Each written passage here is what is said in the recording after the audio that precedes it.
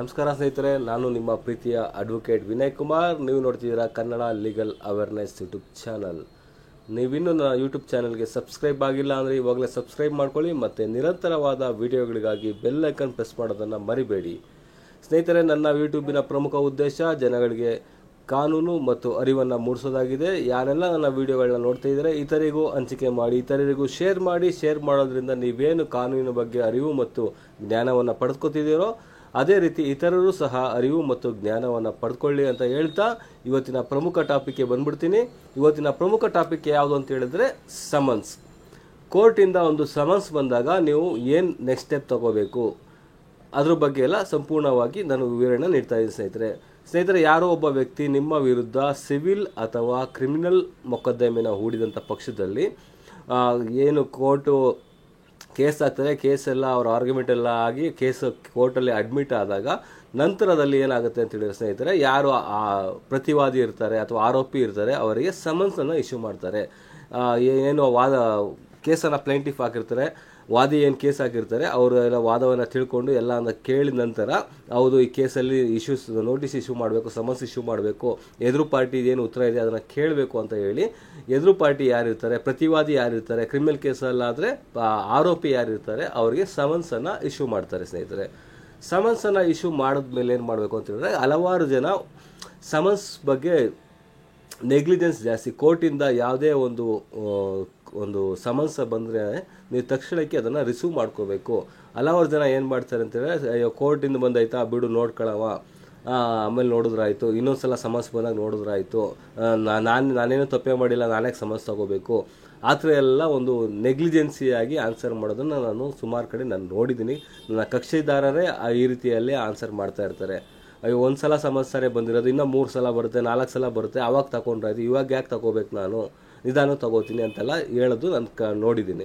ಹಾಗಾಗಿ ಸ್ನೇಹಿತರೆ, ಇದು ಯಾವುದೇ ಕಾರಣಕ್ಕೂ ಯಾವುದೇ ನ್ಯಾಯಾಲಯದಿಂದ ನಿಮ್ಮ ಹೆಸರಿಗೆ ಒಂದು ನೋಟಿಸು ಸಮನ್ಸು ಏನೋ ಬಂದರೂ ಸಹ ನೀವು ಅದನ್ನು ಮೊದಲನೇ ಸಾರಿನೇ ತೆಗೆದುಕೊಳ್ಳೋದನ್ನ ನೋಡಿ.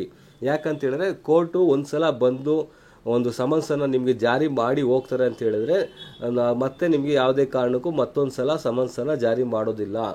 ಹಾಗಾಗಿ ಒಂದು ಸಲ ಬಂದು ಹೋದ್ಮೇಲೆ ಮುಗೀತು, ಮತ್ತೆ ಇನ್ನೊಂದು ಸಲ ಸಮನ್ಸ್ ಜಾರಿ ಆಗೋದಿಲ್ಲ. ಒಂದು ವೇಳೆ ನೀವು ಅಲ್ಲಿ ಸ್ಪಾಟಲ್ಲಿದ್ದು ನಾನು ತಗೊಳ್ಳಲ್ಲ ಅಂತ ಏನಾದ್ರು ಹೇಳಿ ಕಳಿಸಿದ್ರೆ ಕೋರ್ಟಿಂದ ಅಮೀನ್ದಾರು ಬರ್ತಾರೆ. ಸಿವಿಲ್ ಕೇಸ್ ಆದರೆ ಕೋರ್ಟಿಂದ ಅಮೀನ್ದಾರು ಬರ್ತಾರೆ, ಸಮನ್ಸ್ ಜಾರಿಕಾರರು ಅಂತ ಹೇಳ್ಬೋದು, ಅವರು ಬಂದು ಸಮನ್ಸನ್ನು ಜಾರಿ ಮಾಡ್ತಾರೆ. ಕ್ರಿಮಿನಲ್ ಕೇಸಲ್ಲಾದರೆ ಸಮನ್ಸನ್ನು ಪೊಲೀಸ್ನವರು ಏನು ಜುಡಿಷಿಯಲ್ ಪೊಲೀಸಲ್ಲಿ ಯಾರಿರ್ತಾರೆ, ಕೋರ್ಟ್ ಪೊಲೀಸ್ ಯಾರಿರ್ತಾರೆ ಅವರು ಬಂದು ಒಂದು ಸಮನ್ಸನ್ನು ಜಾರಿ ಮಾಡ್ತಾರೆ.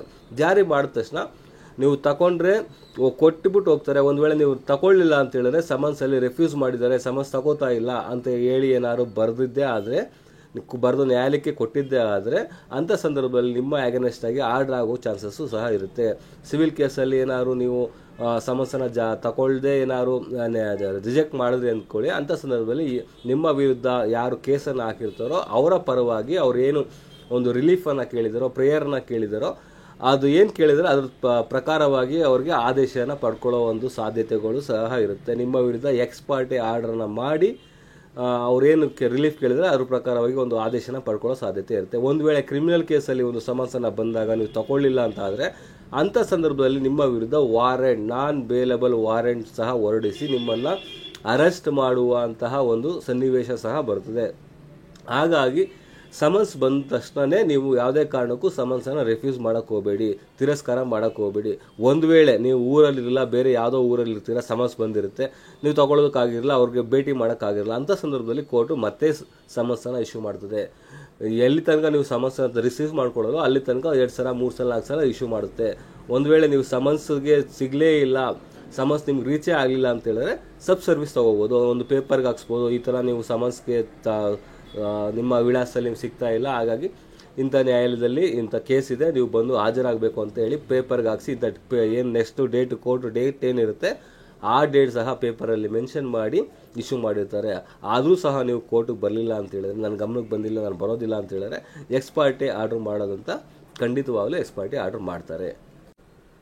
ಪ್ರಮುಖವಾಗಿ ಸ್ನೇಹಿತರೆ, ಸಮನ್ಸಲ್ಲಿ ಏನನ್ನೆಲ್ಲ ಒಳಗೊಂಡಿರುತ್ತೆ ಅಂತ ಹೇಳಿದ್ರೆ, ಮೊದಲನೇದಾಗಿ ಸಮನ್ಸಲ್ಲಿ ಯಾವ ನ್ಯಾಯಾಲಯದಿಂದ ಒಂದು ಸಮನ್ಸು ನಿಮಗೆ ಜಾರಿಯಾಗಿದೆ, ಆ ನ್ಯಾಯಾಲಯದ ವಿಳಾಸ, ಅಡ್ರೆಸ್ ಏನಿದೆ ಎಲ್ಲ ಸಂಪೂರ್ಣವಾಗಿ ಮೆನ್ಷನ್ ಮಾಡಿರ್ತಾರೆ. ನಂತರ ಯಾವ ಕೇಸು ಸಿವಿಲ್ ದಾವೆ ಆಗಿದೆ OS ನಂಬರ್ ಸೋ ಅಂತ ಹಾಕಿ ಸಿವಿಲ್ ನಂಬರ್ ಕೇಸ್ ನಂಬರ್ ಎಲ್ಲ ಹಾಕಿರ್ತಾರೆ. ಕ್ರಿಮಿನಲ್ ಕೇಸ್ ಆಗಿದ್ರೆ CC ನಂಬರ್ ಅಂತ ಹಾಕ್ಬಿಟ್ಟು ಆ ಕೇಸ್ ನಂಬರ್ ಹಾಕ್ಬಿಟ್ಟು ಯಾವ ವರ್ಷದಲ್ಲಿ ರಿಜಿಸ್ಟರ್ ಆಗಿದೆ ಅದ್ರ ಬಗ್ಗೆ ಸಂಪೂರ್ಣವಾಗಿ ನಮೂದು ಮಾಡಿರ್ತಾರೆ. ನಂತರದಲ್ಲಿ ಏನಿರುತ್ತೆ ಅಂತ ಹೇಳಿದ್ರೆ ಏನು ಸಮನ್ಸ್ ಇರುತ್ತೆ, ಯಾವ ದಿನಾಂಕದಂದು ನೀವು ನ್ಯಾಯಾಲಯದ ಮುಂದೆ ಹಾಜರಾಗಬೇಕು. ನೀವು ಖುದ್ದು ಹಾಜರಾಗಬಹುದು ಅಥವಾ ನಿಮ್ಮ ವಕೀಲರ ಮುಖಾಂತರವೂ ಹಾಜರಾಗಬಹುದು ಅಂತ ಹೇಳಿ ಒಂದು ಡೇಟನ್ನು ಮೆನ್ಷನ್ ಮಾಡಿರ್ತಾರೆ. ನೆಕ್ಸ್ಟ್ ಹಿಯರಿಂಗ್ ಡೇಟ್ ಅಂತ ಹೇಳ್ತೀವಿ, ಆ ಡೇಟನ್ನು ಮೆನ್ಷನ್ ಮಾಡಿರ್ತಾರೆ. ಆ ಡೇಟಲ್ಲಿ ನೀವು ಏನು ಸಮನ್ಸ್ ತಗೊಂಡ್ಮೇಲೆ ಖಂಡಿತವಾಗ್ಲೂ ನೀವು ನ್ಯಾಯಾಲಯದ ಮುಂದೆ ಹಾಜರಾಗಬೇಕು. ಅಥವಾ ನಿಮ್ಮ ಕೈಲಿ ಆಗಲಿಲ್ಲ ಅಂತ ಹೇಳಿದ್ರೆ ನಿಮ್ಮ ಪರವಾಗಿ ನಿಮ್ಮ ವಕೀಲರು ಯಾರು ಇರ್ತಾರೋ ಅವರನ್ನು ನೇಮಕ ಮಾಡಿಕೊಂಡು ಅವರು ಆ ನ್ಯಾಯಾಲಯ ಮುಂದೆ ಹಾಜರಾಗುವ ರೀತಿ ಒಂದು ಪವರನ್ನು ನೀವು ಕೊಡ್ಬೋದು ಅಂತ ಹೇಳ್ಬೋದು ಸ್ನೇಹಿತರೆ. ಒಂದು ವೇಳೆ ನೀವು ಹಾಜರಾಗಲಿಲ್ಲ, ಯಾರು ವಕೀಲರು ನೇಮಕ ಮಾಡ್ಕೊಳ್ಳಿಲ್ಲ ಅಂದರೆ ಆಟೋಮೆಟಿಕಲಿ ಏನು ಎಕ್ಸ್ ಪಾರ್ಟಿ ಆರ್ಡರ್ ಮಾಡ್ತಾರೆ, ನೀವು ಏಕಪಕ್ಷೀಯವಾಗಿ ಒಂದು ನಿರ್ಧಾರವನ್ನು ನ್ಯಾಯಾಲಯ ತಗೋಬೋದು.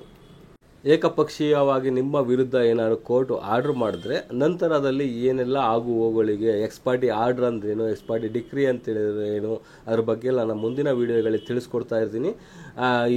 ಈ ಸಮನ್ಸ್ ವಿಚಾರದಲ್ಲಿ ಹೇಳ್ಬೇಕಾದ್ರೆ ನೀವು ಇನ್ನು ಕೋರ್ಟಿಂದ ಏನು ಸಮನ್ಸ್ ಬರುತ್ತೆ ಆ ಸಮನ್ಸನ್ನು ಯಾವಾಗ ಬಂದರೂ ಸಹ ಯಾವುದೇ ಕೇಸ್ ಆದರೂ ಸಹ ಮೊದಲು ನೀವು ಸಮನ್ಸನ್ನು ಸ್ವೀಕಾರ ಮಾಡೋದನ್ನು ಕಲ್ತ್ಕೊಳ್ಳಿ ಅಂತ ಹೇಳ್ತೀವಿ ಸ್ನೇಹಿತರೆ.